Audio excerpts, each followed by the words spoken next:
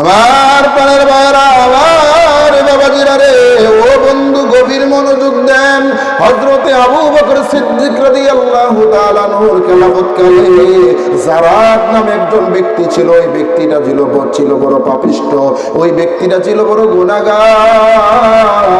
ওই ব্যক্তিটা সব সময় গুনার কাজ করত, অন্যায় অপরাধ করত, গুনার কাজ করত। আমার প্রাণের ভাইরা, হঠাৎ ব্যক্তির একদিন মারা গেল। ওই যুবকটা যখন একদিন মারা গেল, ঘটনাক্রমে হযরত আবু বকর সিদ্দিক রাদিয়াল্লাহু তাআলা আনহু ওইখানে উপস্থিত ছিলেন। কথাগুলি মনোযোগ দিয়া বুঝে। আবু বকর সিদ্দিক রাদিয়াল্লাহু তাআলা আনহু বলেন, হে আল্লাহর নবীর সাহাবীরা, দাফন কাফনের ব্যবস্থা করো, শোয়া দেওয়ার ব্যবস্থা করো। ও বন্ধুরে গভীর মনোযোগ দেন। আবু বকর সিদ্দিক রাদিয়াল্লাহু তাআলা আনহু যখন হুকুম দিলেন, অর্ডার করলেন, তখন সবাই মিলে তাকে দাফন কাফনের ব্যবস্থা করলো, জানাজাও দিয়ে দিল, কবরে শোয়াইয়া দিল, উপরের বাঁশগুলো বিছাইয়া দিল, মাটি দেওয়া যখন শুরু করে দিছে, এমন সময় যুবকের মা দৌড়ায় আসলো, এসে আল্লাহর নবীর সাহাবী হযরত আবু বকর সিদ্দিক রাদিয়াল্লাহু তাআলা আনহুকে বলতেছে, ও নবীর সাহাবী গো, যেই যুবকটাকে, যেই সন্তানটাকে আপনি কবরে শোয়া দিলেন, যাকে আপনি কবরে রাখলেন, সে আমি জনম দুঃখিনী মায়ের সন্তান। আমার সন্তানকে আমি আমার জীবনের শেষ দেখাটাও দেখতে পারি নাই, আমার সন্তান মারা গেছে, আপনারা দ্রুত গতিতে তাকে কবরে রেখে দিলেন, আমি আমার সন্তানের মুখটা দেখতে পারি নাই। আপনার কাছে অনুরোধ, দয়া করে আমার সন্তানের মুখটা শেষবারের মতো আমার একবার দেখায়া দেন। বলে, আমার সন্তানের মুখটা দয়া করে শেষবারের মতো একবার আমারে দেখায় দেন। হযরত আবু বকর সিদ্দিক রাদিয়াল্লাহু তাআলা আনহু বলেন, না না, এটা তো সিস্টেম না, ওনাকে কবরে রাখা হয়েছে, বাঁশও দিয়ে ফেলেছি, মাটি অলরেডি দেওয়া শুরু হয়ে গেছে, এখন আর তোলা যাবে না, এটা সম্ভব না, এখন আর দেখানো যাবে না, আপনি আপনার সন্তানের জন্য দোয়া করুন। তখন তিনি, ওই মা কান্না শুরু করে দিলেন, ওগো আল্লাহর নবীর সাহাবী, আপনি আমার অনুরোধটা রাখুন, আপনি আমাকে নৈরাশ করবেন না, দয়া করে আমার সন্তানের মুখটা আমার একটু দেখায় দিন। আমার প্রাণের ভাইয়েরা, আমরা জানি হযরত আবু বকর সিদ্দিক রাদিয়াল্লাহু তাআলা আনহু তিনি ছিলেন অত্যন্ত নরম মনের মানুষ, ঠিক কিনা বলেন? আর গরম মনের মানুষ ছিলেন হযরত ওমর, ঠিক কিনা বলেন? হযরত ওমর রাদিয়াল্লাহু তাআলা আনহু তিনি ছিলেন অত্যন্ত গরম, কিন্তু হযরত আবু বকর সিদ্দিক রাদিয়াল্লাহু তাআলা আনহু ছিলেন নরম। আমার প্রাণের ভাইরা রে, ও বন্ধুরা রে, গভীর মনোযোগ দেন। জনম দুঃখিনী মা যখন বারবার করজোরে মিনতি করতেছেন, আবু বকর সিদ্দিক রাদিয়াল্লাহু তাআলা আনহুর অন্তরে মায়া হয়ে গেল। তিনি নবীর সাহাবীদেরকে অর্ডার দিলেন, এ আমার ভাইরা, মাটি সরাইয়া দাও, বাঁশগুলা সরাইয়া দাও, ওই যুবকের চেহারাটা শেষবার তার জনম দুঃখিনী মায়ের একবারের জন্য দেখাইয়া দাও। বন্ধুরা রে আমার, আল্লাহ যে কখন কারে কিভাবে মাফ করে বলা যায় না। মাটিগুলা সরাইয়া যেই মাত্র বাঁশগুলা সরাইলেন, কবরের পারের মানুষগুলা নবীর সাহাবীরা দেখতেছে, ওই যে গুনাহগার যুবকটা যে মারা গেল, কবরে রাখা হয়েছে, তার কবর থেকে জান্নাতের সুঘ্রাণ বের হচ্ছে। বলেন আল্লাহু আকবার। তার কবরটা জান্নাতের বাগান হয়ে গেছে। অবাক হয়ে গেল, কি ব্যাপার? সে তো গুনাহগার, সে অপরাধী, গ্রামের মানুষ সাক্ষী দিল সেটাই, সে অপরাধী, সে গুনাহগার, তাইলে তার কবরটা কিভাবে জান্নাতের বাগান হয়? গ্রামের সমস্ত মানুষদেরকে ডাক দিয়ে আনলেন, ও গ্রামবাসীরা, এদিকে এসো, এই যুবকের ব্যাপারে তোমাদের সাক্ষী কি, তোমাদের মতামত কি? ওই যুবকটা কেমন মানুষ, তার সম্বন্ধে তোমরা কি বলতে চাও? গ্রামের সমস্ত মানুষ ডাক দিয়া বললেন, ওগো নবীর সাহাবী, এই যুবকটা তো ভালো ছিল না, পাপিষ্ঠ লোক ছিল, গুনাহগার লোক ছিল। সবাই যখন এই কথা বললেন, আবু বকর সিদ্দিক রাদিয়াল্লাহু তাআলা আনহু বললেন, সে যদি গুনাহগার হয়, জান্নাতি হইল কিভাবে? এটা তো দেখার বিষয়, জান্নাতি হইল কিভাবে? আমার প্রাণের ভাইরা, পরিশেষে তাকে যখন দাফন কাফন করা হলো, হযরত আবু বকর সিদ্দিক রাদিয়াল্লাহু তাআলা আনহু তিনি যখন রাত্রের বেলা ঘুমের ঘরে গেলেন, তিনি যখন ঘুমাইলেন, ঘুমের ঘরে স্বপ্নে দেখতেছে যেই যুবকটাকে, পাপিষ্ঠ যুবকটাকে কবরে রাখলেন, জান্নাতি হিসেবে দেখলেন, ওই যুবকটা সুন্দর পোশাক পরিধান করে আল্লাহর নবীর পাশে দাঁড়িয়ে আছে। দেখতেছেন সুন্দর পোশাক পরিধান করে আল্লাহর নবীর সামনে দাঁড়িয়ে আছে, পাশে দাঁড়িয়ে আছে। তখন হযরত আবু বকর সিদ্দিক রাদিয়াল্লাহু তাআলা আনহু আরো অবাক হলেন। তখন আল্লাহর হাবিব বললেন, রে আমার সাহাবী আবু বকর সিদ্দিক রাদিয়াল্লাহু তাআলা আনহু, তুমি কি অবাক হয়ে গেছো যে এই পাপিষ্ঠ লোকটা কিভাবে জান্নাতি হয়ে গেল এবং আবার আমার পাশে দাঁড়িয়ে আছে? আল্লাহর নবী মুস্কি মুস্কি হাসলেন, হেসে বলতেছেন, রে আমার সাহাবী শুনো, এই যুবকটা দিনের বেলা যদিও অন্যায় করত, দিনের বেলা যদিও পাপ করত, অপরাধ করত, কিন্তু রাত্রে যখন গভীর হয়ে যেত সে তার কৃতকর্মের প্রতি অনুতপ্ত হয়ে আল্লাহর দরবারে তওবা করত, আল্লাহর দরবারে ক্ষমা চাইতো, আল্লাহর দরবারে মাফ চাইতো, তার গুনার ব্যাপারে অনুতপ্ত হইতো, কান্নাকাটি করত, চোখের পানি ছেড়ে ছেড়ে আল্লাহর কাছে কান্নাকাটি করত। আল্লাহ রাব্বুল আলামিন তার চোখের পানিকে কবুল করেছেন, তার গুনাহগার বান্দাকে আল্লাহ রাব্বুল আলামিন ক্ষমা করে জান্নাতি বানায় দিয়েছেন। জোরে বলেন সুবহানাল্লাহ। আপনার আমার গুনাহ আছে না নাই? জোরে বলেন না, গুনাহ আছে না নাই? আপনি আমি গুনাহ করি কি করি না?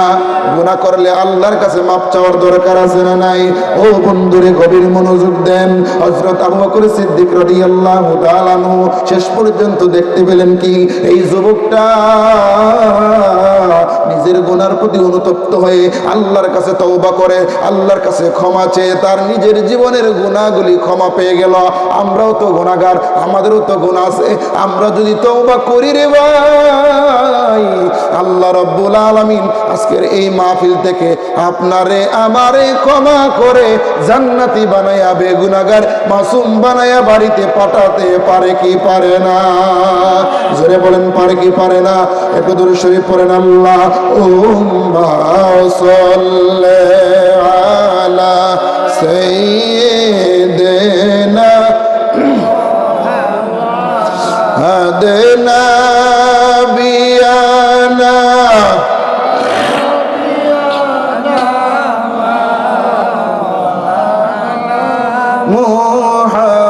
মুহাম্মাদ। আল্লাহুম্মা সাল্লি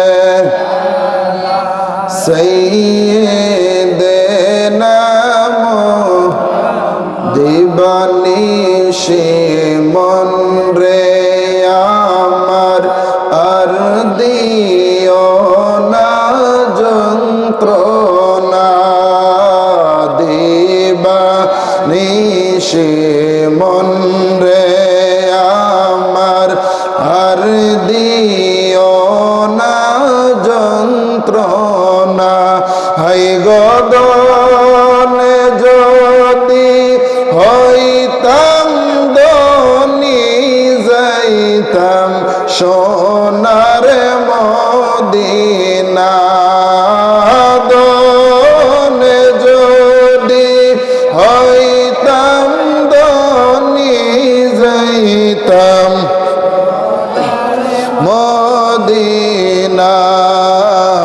আল্লাহ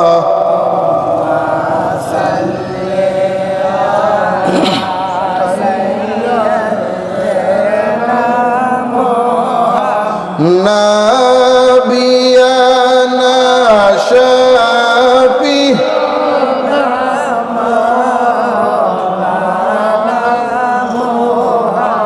মাদ। আল্লাহুম্মা সাল্লি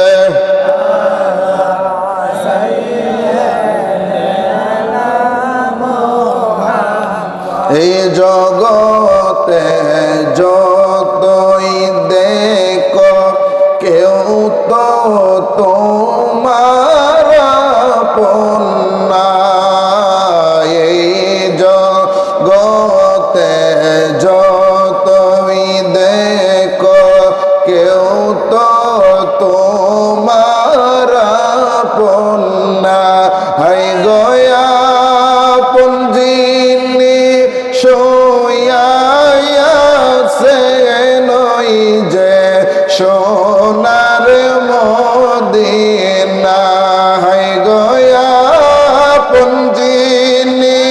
শুইয়া আছেন ওই যে সোনার মদিনায়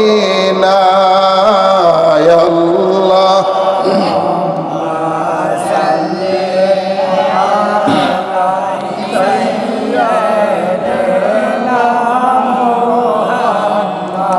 আমার পানের ভাইয়েরা বাবাজিরা বন্ধুরা রে গভীর মনোযোগ দেন। আল্লাহ রব্বুল আলামিন আপনারে আমারে ক্ষমা করতে ভালোবাসেন, ক্ষমা করতে ভালোবাসেন। আল্লাহ চান না তিনার বান্দাগুলি জাহান্নামী হয়ে যাক। আল্লাহ রব্বুল আলামিন কোরআনুল কারীমে বিভিন্ন জায়গায় আপনারে আমারে সুসংবাদ দিয়ে দিয়েছেন। কি সুসংবাদ? আল্লাহ বলে ইল্লা মান তাবা ওয়া আমানা ওয়া আমিলা সালিহান ফাউলাইকা ইয়াদখুলুল জান্নাতা ওয়া লা ইউজলামুনা শাইআ। আল্লাহ রাব্বুল আলামিন বলেন, আর যারা তওবা করে, তওবা করার পরে ঈমান আনে, ও বন্ধুরে তওবা করে ঈমান আনে, নেক আমল করে সালিহিন গণের অন্তর্ভুক্ত হয়ে যায়, আল্লাহওয়ালা হয়ে যায়, ভালো মানুষ হয়ে যায়। আল্লাহ রাব্বুল আলামিন বলেন ফাউলাইকা ইয়াদখুলুল জান্নাতা, ওই মানুষগুলা কাল হাসরের ময়দানে আমি আল্লাহর জান্নাতে প্রবেশ করবে। তাহলে ঈমান আনার পরে নেক কাজ করলে, ভালো কাজ করলে, সালিহিন গণের অন্তর্ভুক্ত হয়ে গেলে আল্লাহ রাব্বুল আলামিন ঘোষণা দেয়, ও বন্ধুরে গভীর মনোযোগ দেন। আল্লাহ বলে ফাউলাইকা ইয়াদখুলুল জান্নাহ, তাদের জন্য রয়েছে আমি আল্লাহ রাব্বুল আলামিনের জান্নাত, তাদের জন্য রয়েছে আমি আল্লাহ রাব্বুল আলামিনের জান্নাত। আল্লাহ বলে ওয়ালা ইউজলামুনা শাইআ, সেদিন তাদের প্রতি কোনো প্রকার জুলুম করা হবে না, সেদিন তাদের প্রতি কোনো প্রকার জুলুম করা হবে না। ও বন্ধুরে, এই জন্য আসুন আমরা যদি তওবা করে আল্লাহওয়ালা হয়ে যাই, সালিহিন গণের অন্তর্ভুক্ত হয়ে যাই, নেক আমল করি, ভালো কাজ করি, আল্লাহ বলে ও গোলাম তোমাদের জন্যই তো আমি বানাইছি জান্নাত। মনে রাখবা এই কাজগুলা যদি করো, কাল হাসরের ময়দানে তোমাদের প্রতি আমি আল্লাহ রাব্বুল আলামিন কোনো প্রকার কোনো জুলুম করব না। আল্লাহ রাব্বুল আলামিন এত মায়া করে বান্দা বানাইছে জাহান্নামে দেওয়ার জন্য না রে বাবা। আল্লাহ রাব্বুল আলামিন জাহান্নামে দিতে চান না, আপনারে আমারে জাহান্নামে দিতে চাই না। কিন্তু আপনি আমি তো গুনার কাজ ছাড়া কোনো কিছুই বোঝে না, গুনাহ ছাড়া আপনি আমি হাঁটতে চাই না, গুনাহ ছাড়া আপনি আমি চলতে চাই না। আর আমার আল্লাহ বলেন বান্দারে তোমার গুনাহগুলি কি জমতে জমতে আকাশের মেঘমালা পর্যন্ত হয়ে গেছে। ও বান্দা তুমি কি গুনাহ করতে করতে পাহাড় সম পরিমাণ গুনাহ করেছো? বান্দা নৈরাশ্য হইও না, ও বান্দা গুনার প্রতি অনুতপ্ত হও। আমি আল্লাহর কাছে তওবা করার মতো তওবা করো, মাপ চাওয়ার মতো মাপ চাও। তোমার যত গুনাহ হোক রে বান্দা, আমি আল্লাহ রাব্বুল আলামিন তোমার তওবারে কবুল করে তোমারে ক্ষমা করে জান্নাতি বানায়া দিব।